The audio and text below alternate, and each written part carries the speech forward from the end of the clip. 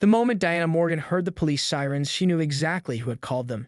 Standing in her modest backyard, garden hose still running into the inflatable pool where her children splashed happily, she watched the flashing blue lights reflect against her neighbor's vinyl siding and felt her stomach drop. "Kids, out of the pool," Diana said quietly, her voice carrying just enough urgency that 7-year-old Liam and 5-year-old Emma immediately obeyed, their faces shifting from joy to confusion as they climbed out, dripping onto the sun-baked grass. It had been 97 degrees for the fourth consecutive day. The community pool was closed for renovations, and Diana, a single mother working 2 jobs, had spent her precious day off setting up the only summer relief her budget allowed, a $39.99 inflatable pool from Target that barely reached her children's knees when filled. The kids didn't care about the depth. They had been squealing with delight, splashing each other and floating their plastic boats across the small expanse of cool water, their laughter the sweetest sound Diana had heard all week. Until the sirens. "Mrs. Morgan?"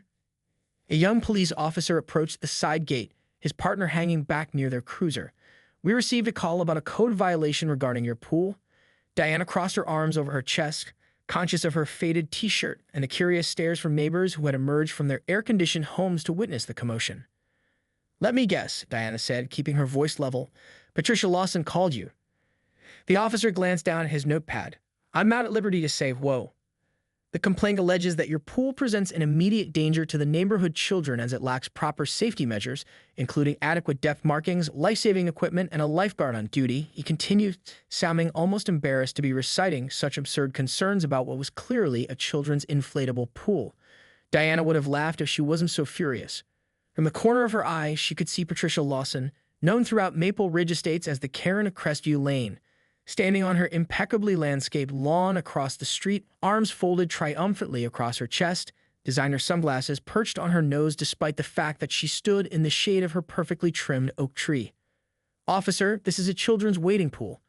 It's 8 inches deep," Diana explained, gesturing to the brightly colored inflatable dinosaur pool where her now shivering children stood nearby, wrapped in towels and wide-eyed. "There are no regulations requiring depth markings or lifeguards for a backyard kiddie pool." The officer nodded sympathetically. "I understand, ma'am. We're required to respond to all calls, but I don't see any violations here." He lowered his voice. "Between us, this is the 3rd call we've received from your street this week. Yesterday, it was about someone's wind chimes being excessively melodic."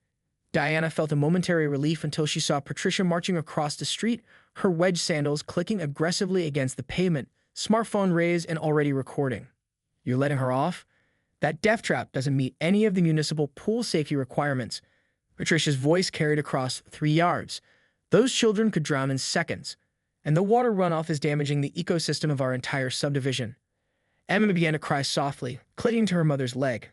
Liam stood protectively beside his sister, his small jaw set in a determination that broke Diana's heart. No 7-year-old should have to be this brave. "Ms. Lawson, please lower your voice," the officer said. "This is a standard inflatable pool, not subject to municipal pool regulations." Patricia's face reddened. "Well, I already submitted a formal complaint to the HOA, the City Council, and the State Department of Health. That woman," she jabbed a manicured finger toward Diana, "is deliberately endangering children and wasting water during conservation hours." Diana felt something snap inside her. After months of enduring Patricia's complaints about everything from the color of Diana's mailbox to the time of day she put out her trash bins, this was the final straw. What happened next would set in motion a neighborhood battle that none of them saw coming. "You know what, Patricia?" Diana's voice was low and steady, surprising even herself with its calm despite the fury coursing through her veins. "My children have exactly 1 day of summer fun, and you've managed to ruin it. Congratulations." She turned to the officer. "Is there anything else you need from me? Or am I free to continue supervising my children in their completely legal kiddie pool?" The younger officer shook his head, clearly uncomfortable. "No, ma'am. You're not in violation of any codes. We'll be on our way." "This is outrageous," Patricia shrieked, her phone still recording. "I want to speak to your supervisor. I want badge numbers." The second officer, who had remained silent until now, stepped forward. "Ma'am, please lower your voice. We've assessed the situation and found no violations. Continued harassment of your neighbor could result in charges against you." Patricia's mouth opened and closed like a fish gasping for air. "Harassment? I'm trying to protect the neighborhood." "Do you have any idea who my husband is?" "No, ma'am, I don't," the officer replied flatly. "But I do know that your neighbor has the right to have a kiddie pool in her yard without police intervention." As the officers returned to their vehicle, Patricia jabbed her finger toward Diana once more. "This isn't over, Morgan. The HOA meeting is next Tuesday, and I've added your violations to the agenda. I have photographs documenting everything." Diana gathered her children close, guiding them back toward the house. "Come on, kids, let's go inside for a bit." "But, Mommy, can we swim more later?" Emma asked, tears still streaking her cheeks. "Of course, sweetheart. We just need to wait until—" Diana stopped herself from saying "until the crazy lady goes home," and instead finished with "until after lunch." Inside the kitchen, Diana's hands shook as she made peanut butter sandwiches. From the window, she could see Patricia still standing on the sidewalk, taking photos of Diana's yard, the pool, even the children's toys scattered on the lawn. Beside her, Emma and Liam sat quietly at the table, the joy of their summer day thoroughly extinguished. Diana's phone buzzed with a text message from her next-door neighbor, Samir. Asterisk just saw what happened. "That woman is unhinged. You uck, asterisk." Diana typed back, asterisk, "We're fine. Just trying to keep the kids from seeing how upset I am, asterisk." Samir replied immediately, asterisk, "The Patholes across the street and the Johnsons next to us saw everything too. We've all had run-ins with her. Maybe time we did something about it, asterisk." Diana stared at the message, considering its implications. She moved to Maple Ridge Estates 18 months ago after her divorce, stretching her budget to the breaking point to give her children a safe neighborhood with good schools. She kept to herself, worked her shifts at the hospital and weekend hours at the bookstore, and tried to be a model neighbor. The last thing she wanted was neighborhood drama. But as she watched her subdued children picking at their lunch, something hardened inside her. This wasn't just about a pool. This was about Patricia Lawson believing she owned the neighborhood, that her money and connections gave her the right to police everyone else's lives. Diana's phone buzzed again. This time it was her sister, Jen. Asterisk, "Mom just called me in a panic saying you were arrested." "What's going on?" Asterisk. Diana groaned. The neighborhood gossip chain was already at work, and somehow her mother had heard a distorted version of events. Before she could reply, another text came through from her ex-husband. Asterisk, "Diana, what the hell? My mother just called saying there are videos of you in some kind of pool dispute with the neighbors. Should I be concerned about the kids?" Asterisk. "Mommy, why can't we go back outside?" Liam asked, his sandwich untouched. "Is that lady going to yell at us again?" Diana set down her phone. "No, honey, and we are going back outside. This is our home, and we have every right to enjoy it." With renewed determination, Diana led her children back to the yard after lunch. The pool was still there, water sparkling in the afternoon sun. She turned on the garden hose to top it off and helped the children back into their swimsuits. As they stepped outside, Diana noticed several neighbors had emerged onto their porches and yards. Samir waved from next door, and the Patel family's teenage daughter gave her a thumbs up from across the street. Even old Mr. Johnson, who rarely left his house, was watering plants suspiciously close to his property line, keeping watch. There was no sign of Patricia Lawson, but her Mercedes was still in the driveway. Diana knew she was watching, probably documenting everything from behind her pristine curtains. Just as the children were about to climb back into the pool, Diana's phone rang. The screen displayed an unfamiliar number with the local area code. Diana arrived at the Maple Ridge Estates Community Center 15 minutes early for the emergency HOA meeting, her sister Jen beside her for moral support. Jen had insisted on coming after hearing the full story, arranging childcare for both their kids. "You realize this is insane, right?" Jen whispered as they entered the building. "Fighting with an HOA president's wife over an inflatable dinosaur pool?" "She's not the president's wife," Diana corrected, smoothing her blouse nervously. She comes straight from her hospital shift, changing quickly in the staff restroom. Patricia's husband is some corporate lawyer. Claudia Roberts is the HOA president, and apparently, she's the one who called the meeting. The community center's meeting room was already half full. Diana recognized several neighbors, including Samir and his wife, the Paddles, and the Johnsons. They nodded in solidarity as she entered. What surprised Diana most was seeing faces she didn't recognize, residents from other streets within Maple Ridge Estates. "Word travels fast," Jen murmured. Claudia Roberts, a silver-haired woman in her 60s wearing a tailored pantsuit, approached them. "Ms. Morgan, thank you for coming. We'll begin shortly." As more residents filed in, Diana noticed a particular energy in the room, a tension that suggested this meeting was about more than just her kiddie pool. At precisely 7:00 p.m., Patricia Lawson made her entrance, her husband Richard in tow. He was tall and thin with an expression of perpetual discomfort, as though his expensive suit were 2 sizes too small. Patricia carried a leather portfolio bulging with papers. She glanced around the room, her triumphant expression faltering when she saw the turnout. Her eyes locked with Diana's, and she raised her chin defiantly before taking a seat in the front row. Claudia called the meeting to order, explaining that while this wasn't a formal HOA proceeding, They had been called to address ongoing community concerns. Before we begin, Claudia said, I want to clarify that this meeting is not about any specific violation of HOA rules. Rather, it's about how we as neighbors interact with one another and use community resources, including our local police department. Patricia shifted in her seat, flipping open her portfolio. Ms. Lawson has requested time to present her concerns, Claudia continued, after which others may speak. Ms. Lawson, you have the floor for 5 minutes. Patricia approached the podium with the confidence of someone who had done this many times before. She opened by addressing Diana directly.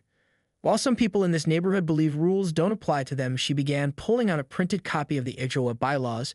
Section 12, paragraph 4 clearly states that all water features must comply with county safety regulations, which include proper fencing, depth markings, and...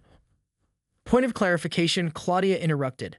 That bylaw refers specifically to permanent water features such as in-ground pools, fish ponds, and decorative fountains. It does not apply to temporary children's inflatable pools. Patricia's smile tightened. As I was saying, the safety concerns extend beyond just the pool itself. The unsupervised water creates a neighborhood hazard. Children could wander in from the street. The standing water is a breeding ground for mosquitoes carrying West Nile virus. The excessive water usage during our conservation hours is selfish and... The pool holds approximately 20 gallons of water, Diana interjected, unable to remain silent. That's less than a typical shower. Patricia glared at her. I wasn't finished. Furthermore, the constant screaming and splashing violates noise ordinances, and the visual eyesore of a garish dinosaur devalues neighboring properties. From the back of the room, someone snorted loudly. Patricia pressed on, pulling out her phone. I've documented multiple violations. I've compiled a report for the board with time-stamped photographs and... Ms. Lawson, Claudia interrupted again. Did you take photographs of Ms. Morgan's minor children without permission? The room went still. The next morning started peacefully enough. Diana had the day off from both jobs, a rare treat, and she planned to spend it with her children. The events of the HOA meeting had left her both exhilarated and uneasy. Throughout the night, she replayed Richard Lawson's parting threat in her mind, but in the bright light of morning, surrounded by her children's laughter, it seemed distant and hollow. Can we set up the pool again, Mom? Liam asked over breakfast. It's supposed to be even hotter today. Diana hesitated. Part of her wanted to keep a low profile, to avoid giving the Lawsons any more ammunition, but a stronger part refused to let them dictate how her family lived their lives. Absolutely, she said, and I was thinking we could invite some friends over too. By noon, their modest backyard had transformed into an impromptu neighborhood gathering. Samir's children joined Liam and Emma in the inflatable pool, while the paddles brought over a sprinkler that sent arcs of water dancing across the grass. Mrs. Johnson arrived with homemade popsicles, and the Rodriguez family set up a portable speaker playing cheerful music. Several other neighbors Diana barely knew stopped by, each offering something: cold drinks, folding chairs, words of encouragement. You started a revolution, Jen joked, helping Diana arrange a tray of sandwiches, the Great Kiddie Pool Rebellion of Maple Ridge Estates. Diana laughed but kept glancing toward the Lawsons' house. The curtains remained drawn and both cars were gone from the driveway. They're probably licking their wounds, Jen said, following her gaze. Even Patricia knows when she's outnumbered. Around 2 o'clock, as the gathering was in full swing, Diana's phone rang.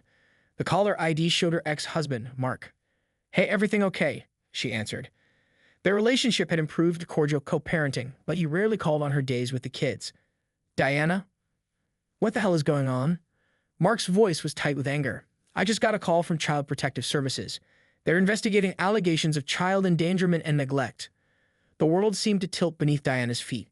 What? That's ridiculous. Who would? But she already knew. The caseworker said they received an anonymous tip with photographic evidence that you're forcing the kids to play in hazardous conditions without proper supervision or safety equipment. Mark continued, his voice softening slightly. Diana, I told them it's absurd. I know you never endanger the kids, but they have to investigate any report involving children. Diana stepped inside the house, away from the celebration in her yard, struggling to breathe. When? When are they coming? The caseworker said they'd be contacting you to schedule a home visit. Diana, do you need a lawyer? My firm has people who specialize in family law. Diana declined his offer, assuring him she had nothing to hide. After hanging up, she leaned against the kitchen counter, trembling with rage and fear.